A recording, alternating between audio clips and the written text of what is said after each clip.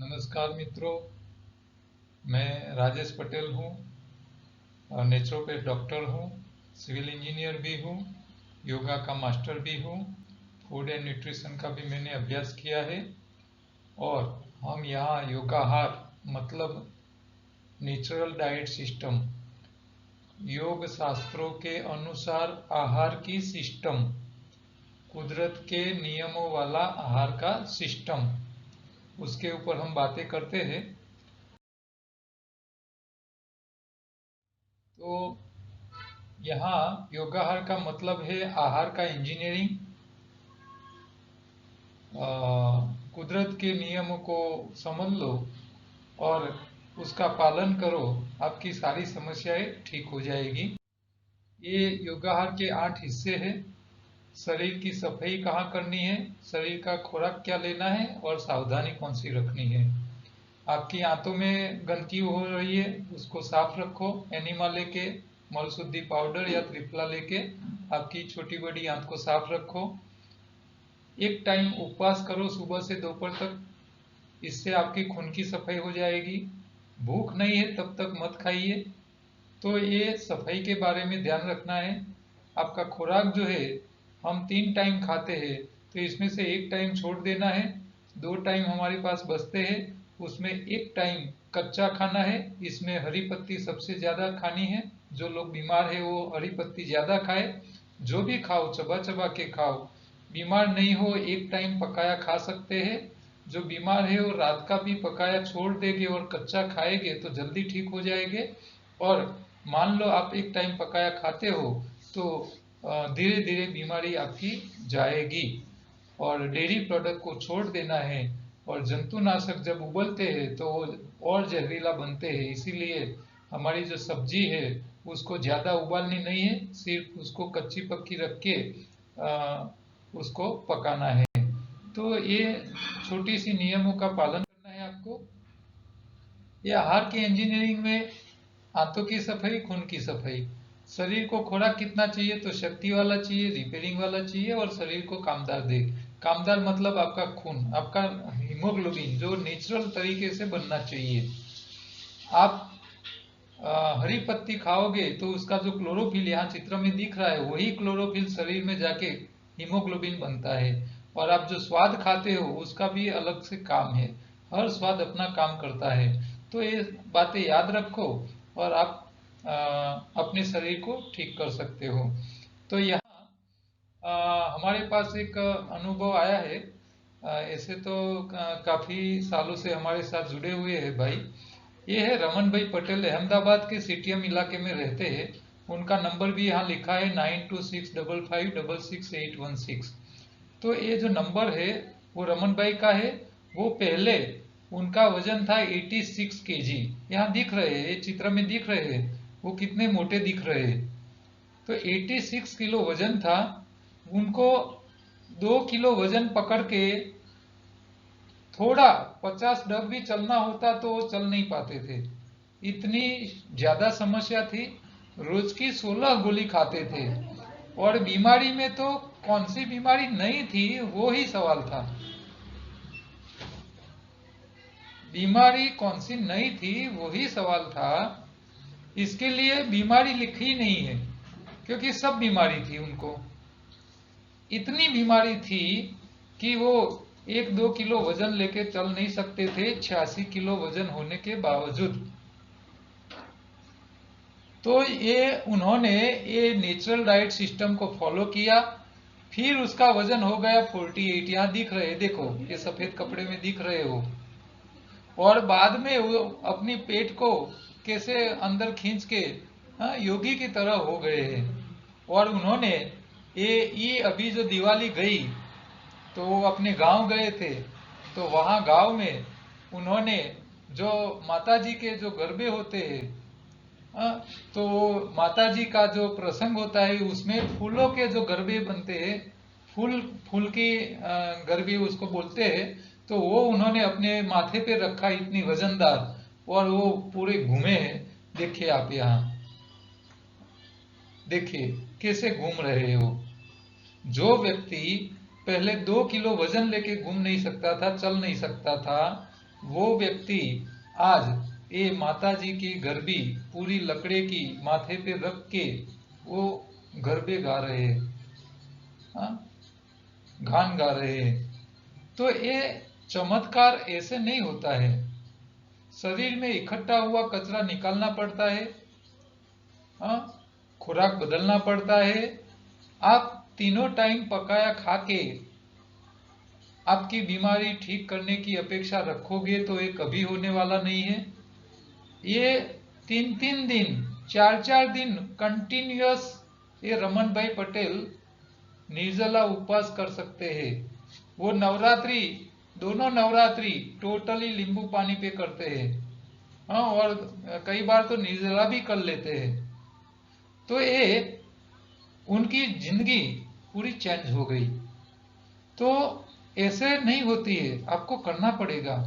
आपके शरीर में जो भी कचरा है उसको निकालना पड़ेगा, और कचरा निकालने के लिए रॉ डाइट पे रहना पड़ेगा, फास्टिंग करना पड़ेगा, एनिमा लेना पड़ेगा। 24 घंटे में से 8 घंटे के बीच में ही खुराक खाना है, और वो भी कच्चा। उन्होंने पूरे, जब ये आम की सीजन आती है तो वो आम चालू होते हैं, तब से आम की सीजन खत्म होती है तब तक ये रमन भाई सिर्फ आम पे रहते हैं, कुछ नहीं खाने का। रोज की 3 4 किलो आम खा जाते हैं बस, और कुछ नहीं खाने का। तो ये देखिए उनका स्टेमिना। हाँ, आपका भी हो सकता है, क्यों नहीं हो सकता है। हाँ, सब इन लोगों का हो गया है तो आपका क्यों नहीं होगा। तो ये अद्भुत है रिजल्ट। नेचुरल डाइट ये कुदरत का करिश्मा ही है। कुदरत ने जो चीज हमारे लिए बनाई है वही हमको खानी है, और कुछ करने की जरूरत नहीं है। आप कच्चा खाइए। कच्चा खाने वाले कोई प्राणी इस धरती के ऊपर बीमार नहीं है, एक मनुष्य के अलावा।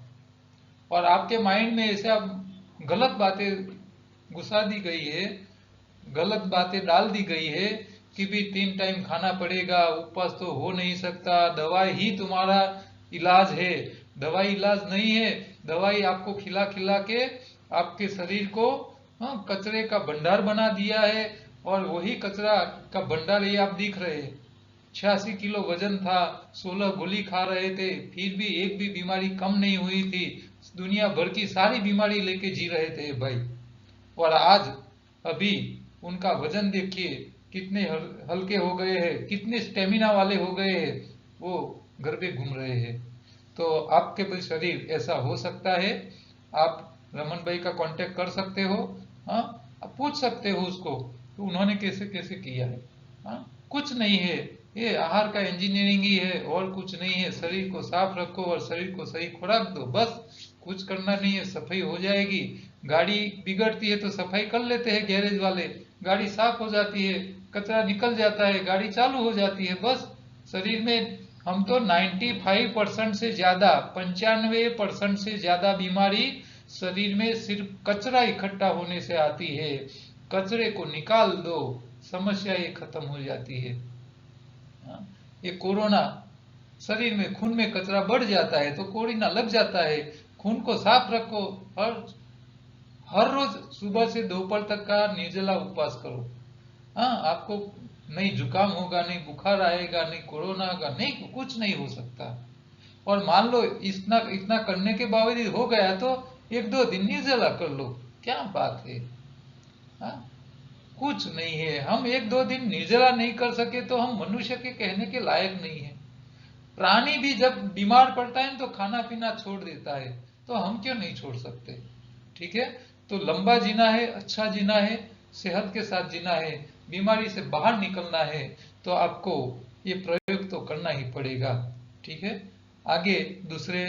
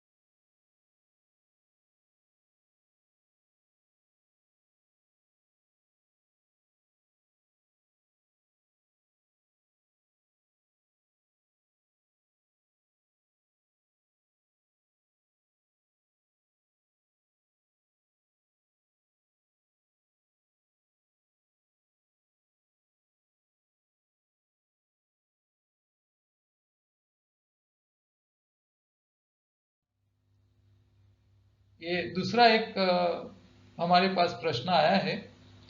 उन्होंने लिखा है कि गुजराती में लिखा है, परम आदरणीय राजेंद्र भाई,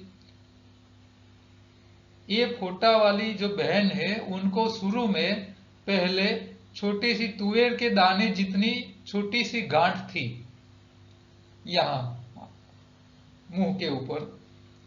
2 बार उनका ऑपरेशन किया। तीसरी बार आंख का वो जो आंख का जो बॉल है उसी को ही निकाल दिया। एलोपैथी और आयुर्वेदिक दोनों की ट्रीटमेंट उन्होंने करा ली है।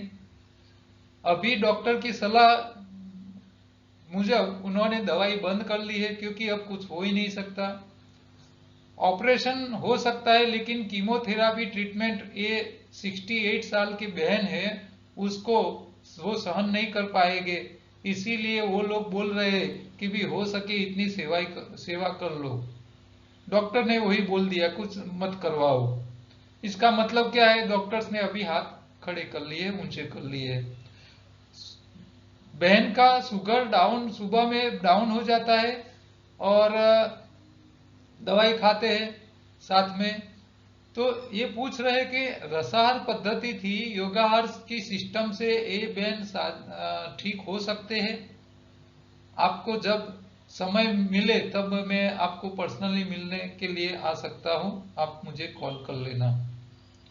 तो ये प्रश्न मैं यहाँ इसीलिए बता रहा हूं कि छोटी सी एक तुअर के दाना जितना एक छोटी सी गांठ थी, वो बाद में 2 बार ऑपरेशन करवा लिए, ट्रीटमेंट करवा लिया, एलोपैथी की हो गई, आयुर्वेद की हो गई, फिर भी उनका ये समस्या आज इतनी बड़ी हो चुकी है।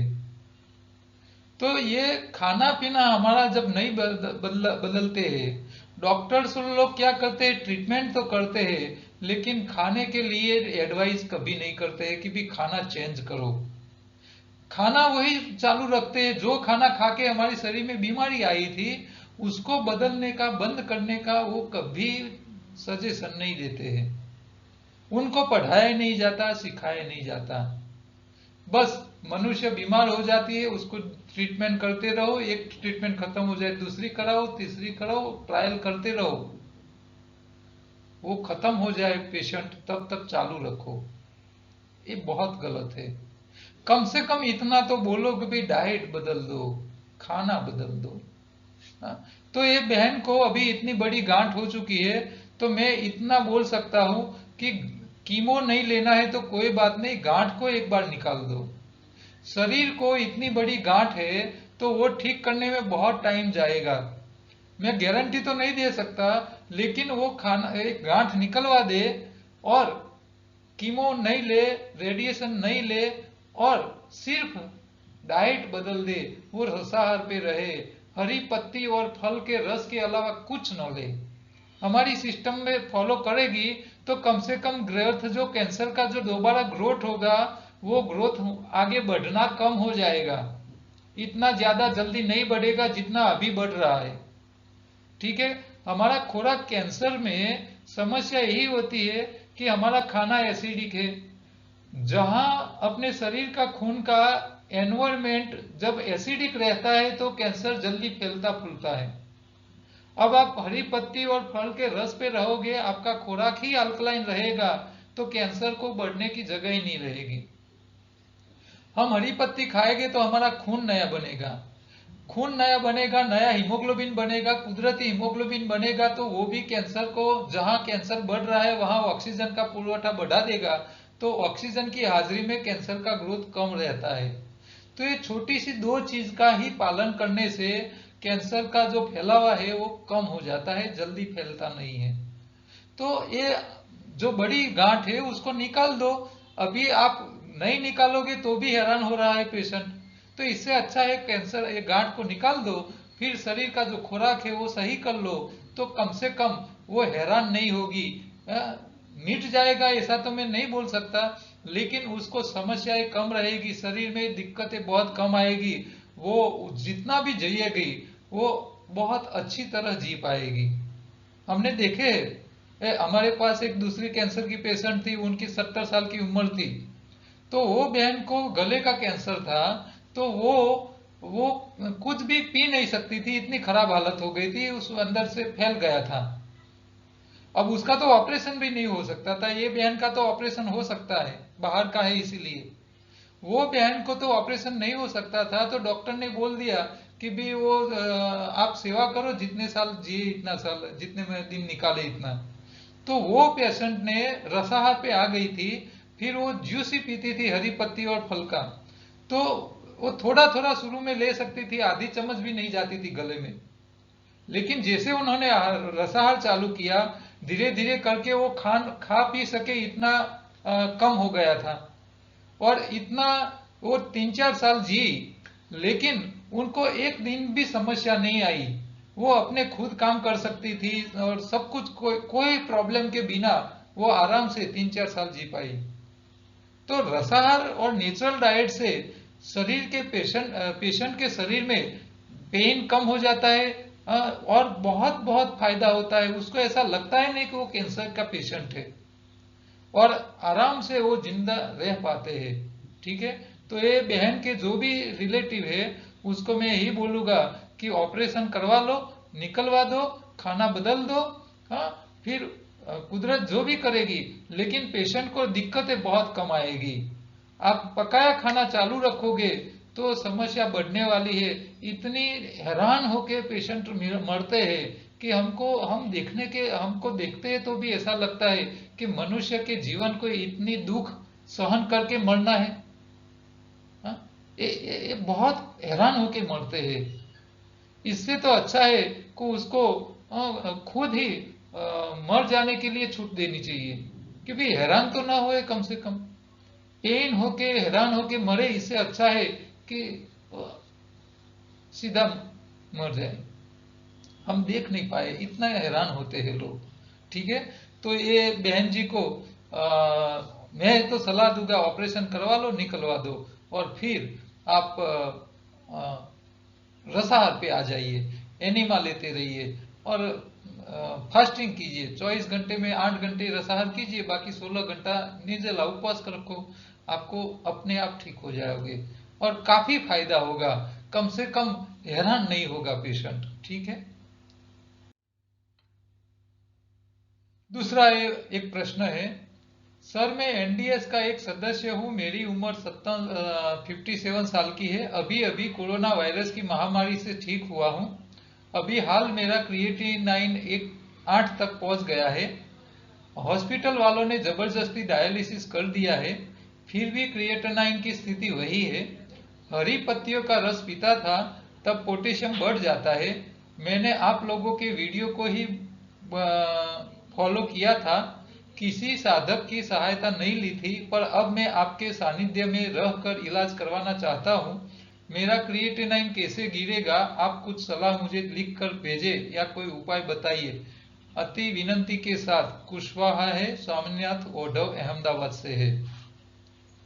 तो मैं बोलूंगा कि एक बार वो हो सके तो हमारे सेंटर पे आ जाए, ये भाई पर्सनली गाइड करने के लिए। हमारा शाहीबाग अहमदाबाद में ही है सेंटर। अब यहाँ देखो, डायलिसिस जब जरूरत है तो करवा लेना चाहिए, क्योंकि कचरा तो निकालना है। खून का कचरा जो किडनी नहीं निकाल पा रही है, वो कचरा आप डायलिसिस करवा के नहीं निकालोगे तो शरीर में दूसरी और समस्या बढ़ेगी। एलोपैथी के जो लाभ है, जो इमरजेंसी में सारवार मिलती है, वो ले लेनी चाहिए। मैं एलोपैथी का विरोधी नहीं हूं, उन्होंने बहुत अच्छी अच्छी टेक्निक संशोधन करके रखी है।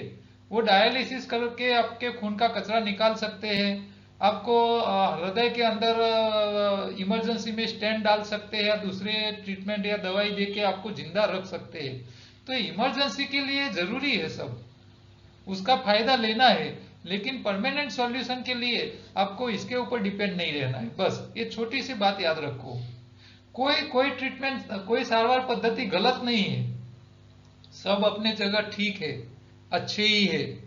लेकिन हमको कौन सी सारवार पद्धति का कितना फायदा लेना और कितना नहीं लेना है, हमको खुद को तय करना है। आपको जरूरत पड़े तब डायलिसिस करवाते रहिए, लेकिन आपकी किडनी ठीक करनी है तो आपको डाइट बदलना है। आप डाइट बदलो, आप डायरेक्ट कच्चे फल खाइए, हरी पत्तियां खाइए, फ्रूट सलाद अंकुरित खाइए, और आप कच्चा खाओगे तो धीरे धीरे करके आपकी किडनी ठीक हो जाएगी। तब तक आपके शरीर में क्रिएटिनाइन का लेवल बढ़ेगा, पोटेशियम बढ़ेगा। क्यों? कच्चा खा रहे हो, पत्ते खा रहे हो तो बढ़ेगा। लेकिन वो कच्चा खाएंगे, पत्ती खाएंगे, तभी तो किडनी ठीक होगी। ठीक करने के लिए भी उसको खाना पड़ेगा, और जरूरत पड़े तो डायलिसिस करवाते रहो। हाँ, आप खाना बदल दो, जरूरत पड़े तब डायलिसिस करवाते रहो। धीरे धीरे करके एक दिन ऐसा आएगा कि आपका डायलिसिस खत्म हो जाएगा, जरूरत नहीं पड़ेगी, किडनी ठीक हो जाएगा, फिर कोई जरूरत नहीं पड़ेगी। हमारे यहाँ कल ही एक पेशेंट आया था, उनका क्रिएटिनाइन बढ़ गया था, डॉक्टर बोल रहे थे कि और 2-3 बीमारियां थी, वजन भी काफी था। तो उन्होंने करीब 90 दिन हो गए, उसके 3 महीने हो गए, उनका वजन 15 किलो वजन कम हो गया। उसका किडनी का जो प्रॉब्लम थे, सूजन आ जाते थे, पैरों में सूजन आ जाती थी, वो सारी समस्या खत्म हो गई। उनकी डायबिटीज चली गई, सब बीमारी ठीक हो गई, किडनी में कोई प्रॉब्लम नहीं है। मैंने उसको बोला अब टेस्ट तो करवा ले भैया। क्या क्या करूं मैं? मेरे पैरों में सूजन थी, किडनी खराब थी, इसीलिए सूजन थी, डॉक्टर बोल रहे थे किडनी खराब हो गई है, उसकी ट्रीटमेंट करानी पड़ेगी। मैंने नेचुरल डाइट कर लिया, अब मुझे कोई समस्या ही नहीं, तो मैं क्यों डॉक्टर के पास जाऊं? तो फिर भी मैंने बोला एक बार टेस्ट तो करा लीजिए, आपको पता चले क्या है। तो उसको शरीर में कोई सिम्टम्स ही नहीं थे, तो क्या मैं टेस्ट क्यों कराऊं? ठीक हो गया थे। तो आप डाइट चालू रखिए। हाँ, पकाया ज्यादा खा लेते हो शाम का तो कम करिए। हाँ, कई बार ऐसा होता है, हम बोलते हैं हम एनडीएस पे हो, साधना कर रहे हैं और कच्चा खा रहे हैं, लेकिन क्या करते हैं, सुबह में फास्टिंग कम करते हैं, दोपहर को कच्चा कम खाते हैं और रात का पकाया ज्यादा खा लेते हैं। तो ऐसा करने वाले को जल्दी रिजल्ट नहीं मिलता है। आपको ज्यादा और अच्छा रिजल्ट चाहिए तो रात का पकाया भी छोड़ दो। हाँ, रात का पकाया छोड़ दो। जो लोग किडनी पेशेंट है उसको तो मैं खास रिक्वेस्ट बोलता हूँ कि आप रात का पकाया छोड़ दो, दोपहर से शाम तक कच्चे पे रहो। आप जितना खुराक खाते हो इसमें आधी क्वांटिटी आपकी हरी पत्ते वाली होनी चाहिए बस। आप चाहे सलाद फ्रूट का जूस निकालो, लेकिन सामने उतना ही हरी पत्तियों वाला भी रस निकालो और उसको पियो, और बिना पानी वाला निकालो, जैसे चटनी बनाते ऐसे क्रश करके छान के उसको निकाल दो। हरी पत्ती ही हमारे तमाम रोगों के लिए रामबाण इलाज है। हरी पत्ती में न्यूट्रिशन भी मिलते हैं शरीर को ठीक करने के, और शरीर को सही कामदार, मतलब हमारा खून नया जो नेचुरल हीमोग्लोबिन बनता है वो हरी पत्ती से ही बनता है। ठीक है, आप सपोर्ट के लिए हरी पत्तियों में से एक्सट्रैक्ट निकाले हुए कैप्सूल आते हैं, मोरिंगा का, चिया का कैप्सूल है तो वो ले सकते हो। सी बकथॉर्न ले सकते हो जो आपके शरीर में से कचरा निकालने का काम करेगा। तो ये एक्स्ट्रा आप सपोर्ट ले सकते हो, लेकिन हरी पत्ती नेचुरल जरूरी है। वो सारी चीजें लेने से आपको थोड़ा स्पीड मिलेगा बीमारी में से बाहर आने के लिए, लेकिन कच्चा तो खाना पड़ेगा। ठीक है, उपवास करना पड़ेगा, एक टाइम उपवास करना ही पड़ेगा, एनिमा लेते रहना पड़ेगा। शरीर में गंदगी इकट्ठा तो होनी नहीं चाहिए, हाथों की सफाई रहनी चाहिए। ठीक है, तो आप ये जो भाई है कुशवाहा ओम प्रकाश भाई, उसको बोलूंगा एक बार पर्सनली आ जाए सेंटर पे और चालू रखे। और ऐसे हॉस्पिटल वाले को ऐसा मत बोलो कि वो जबरदस्ती डायलिसिस करवा लिया। आपको जरूरत है तो डायलिसिस करवा लेना है। हाँ, इसमें हमको इससे दूर नहीं भागना है, क्योंकि आप डायलिसिस नहीं कराओगे तो खून में से कचरा नहीं निकलेगा, और कचरा नहीं निकलेगा तो आपके दूसरे स्पेयर पार्ट है शरीर के वो भी बिगड़ेंगे। तो कचरा तो निकालना ही है, किडनी काम नहीं कर रही है तब तक निकालना है, लेकिन किडनी जब ठीक हो जाएगी धीरे धीरे करके तब आपको डायलिसिस की जरूरत नहीं पड़ेगी। ठीक है, तो ये जरूरी है डायलिसिस करवाना। हाँ, बिल्कुल आप छोड़ दो ऐसा नहीं है। और ये तो ऐसा मानो कि ये डॉक्टर्स लोगों ने डायलिसिस की सिस्टम ढूंढ निकाली है, तो जिसकी किडनी खराब हो जाती है उसको डायलिसिस करवा करवा के भी वो लंबा जिंदा तो रख रहे। लेकिन हमारा टारगेट क्या होना चाहिए कि किडनी बिगड़ चुकी है, डायलिसिस के ऊपर पूरी जिंदगी जिए, इससे अच्छा है किडनी ठीक हो सकती है तो प्रयत्न कर लो, तो डायलिसिस की मगजमारी में से बाहर आ जाओ। तो हमारा काम यही है कि भी जो काम हम कर सकते हो, कुदरत जो काम करके दे सकती है, तो उसके लिए इसके पीछे प्रयत्न करो आप। हाँ, डिपेंड मत रहो, डायलिसिस के ऊपर पूरी जिंदगी डिपेंड रख के क्यों जीना। हाँ, तो ये बातें हमको ध्यान में रख के आगे बढ़ना है। ठीक है, ये दूसरा एक प्रश्न है। मेरा नाम हर्षद भाई है, वो 49 ईयर्स ओल्ड है, उसकी उम्र है 49 साल। उनका पहले वजन था 120 केजी। बहुत मोटे थे। अभी उनका वजन है 70 केजी। वो सूरत में हीरा गस्ते हैं। 1 वर्ष से वो एनडीएस कर रहे हैं। उनको डायबिटीज था, शरीर में बहुत पेन होता था, तो वो सारी समस्याएं तो चली गई।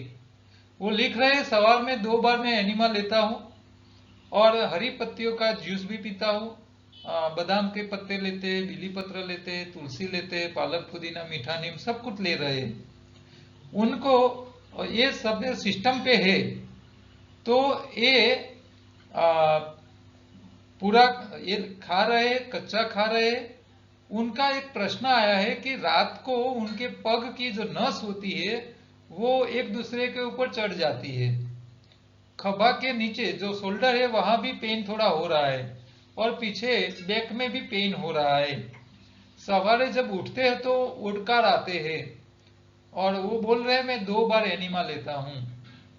तो अभी उसका फायदा तो है ही, 120 में से 70 किलो हो गए हैं। हाँ, 70 केजी, करीब 30 और 50 किलो वजन तो उन्होंने कम कर लिया है। तो जब वो 120 किलो वाले थे, डायबिटीज था, दूसरी जो समस्याएं थी, उसमें से तो काफी फायदा मिल चुका है उनको। अभी ये थोड़े टाइम से एक नया प्रश्न शुरू हुआ है। तो यहाँ ये हो सकता है कि आपकी जो नस है, वो नस चढ़ इसीलिए जाती है कि नसें वीक पड़ती है तभी। तो हमारी नस जो है वो वीक नहीं पड़नी चाहिए। तो आप एनडीएस कर रहे हो, लेकिन इसमें आप ज्यादा खट्टे फल खाओगे तो भी समस्याएं आती है। आपको हरी पत्ती ज्यादा करनी है, खट्टे फल अब कम कर लेने हैं। ठीक है, क्योंकि अब वजन कम करने का था, तब तक आपने खाया हो, कच्चा खा खा के वजन कम किया, कोई बात नहीं है। लेकिन अभी आपकी जो शरीर की जो मसल है, नसें है, वो मजबूत करनी है। तो यहाँ एक छोटी सी बात आपको ध्यान रखनी है। आपको 2-3 चीज का ध्यान रखना है। आपके शरीर की नसों को मेंटेनेंस हो पाए, इसके लिए आप हरी पत्ती में थोड़ा क्वांटिटी बढ़ाए, हरी पत्ती ज्यादा ले। आप 2 बार एनिमा ले रहे हो तो एक ही बार लिया करो, क्योंकि एनिमा बार बार लेने से, अंदर पानी रुकने से भी गैस और वो समस्या होने के प्रॉब्लम होते हैं, हमने देखा है। जरूरत नहीं है तो बार बार एनिमा मत लो, एक बार लो। या कई लोग सोते सोते एनिमा लेते हैं, 2-2 बार, 3-3 बार। तो सोते सोते हर बार एनिमा नहीं लेना है। हाँ, हफ्ते में 2-3 बार या 1-2 बार ही सोते सोते एनिमा लो, क्योंकि बहुत अंदर तक पानी जाएगा, राइट साइड तक, तो आपको वो समस्या करेगी। तो सोते सोते हर रोज एनिमा नहीं लेना है, बैठे बैठे हर रोज लिया करो। हाँ, ज्यादा प्रॉब्लम है तो आप लो, लेकिन नॉर्मल ऐसे शुरू में ले लो कचरा निकालने के लिए, फिर बाद में हर रोज सोते सोते नहीं लेना है। ठीक है। और ये आपकी जो नस पेन हो रही है, तो पेन जो हो रहा है इसके पीछे 2-3 कारण हो सकते हैं। या तो आप कई बार क्या ऐसी पोजीशन में सो गए हो जहां आपकी करोड़ की जो रीढ़ है, करोड़ रज्जु जो है, उसके इसमें खींचा हुआ गया हो, तो भी हो सकता है। हाँ? या तो फिर आपके शरीर में वीकनेस के कारण भी ऐसे हो सकता है।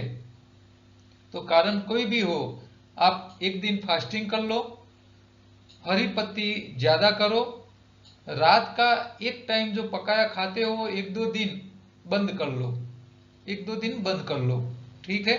और 2-3 दिन टोटली कच्चे पे रहो। और अभी आपका वजन जो हो गया है 70 किलो, तो अभी वजन अब मेंटेन करो, इससे बहुत ज्यादा कम करने की जरूरत नहीं है। हरी पत्ती ज्यादा करो और कैलोरी वाला खुराक खाया करो। कैलोरी कहाँ से मिलेगी? तो मीठे फल, जो स्वाद में मीठी चीजें है।